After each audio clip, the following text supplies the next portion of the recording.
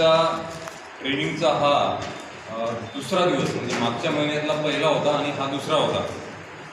तर ट्रेनिंगचा सारांश सांगण्यासाठी मी आलो आहे.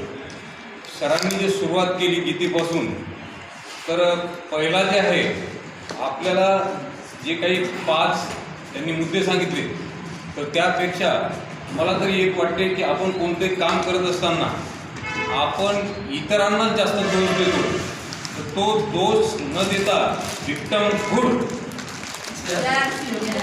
करायचं आणि जे अर्चन करायचं आणि आपण आपल्या मार्गाला लागायचं. त्याच्यानंतर कोणत्या मार्गाला लागायचं, तर नंतरचा आला गोल, आहे की नाही. गोल म्हणजे आपला उद्दिष्ट. ते उद्दिष्ट आपलं छोटं मोठं असू शकते. नव्यानं जॉईन झालेला तो स्टार्टरचं बिगनरचं असू शकते, किंवा काही 3-4 महिने झालेले असले तर त्यांनी ओपनर ईगलसुद्धा घेऊ शकतात. म्हणजे गोल हा ज्याच्या त्याच्या याच्यावर वेगवेगळा अवलंबून असू शकतो, व्यक्तिपरत्वे विभिन्न असू शकतो.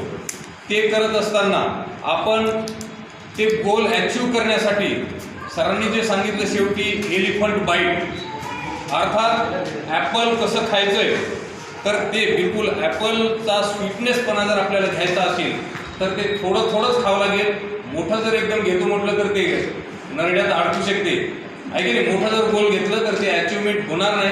थोडक्यात सांगण्याचं म्हणजे आपण एलिफंट बाईट छोटे छोटे गोल घेऊन जर आपण पुढे जर गेलो तर निश्चितच आपलं गोल साध्य होईल. सरांच्या बिलकुल जे आजचं जे सारांश होता बस एवढाच होता. मला जेवढा कळाला तेवढा मी सांगण्याचा प्रयत्न केला. धन्यवाद.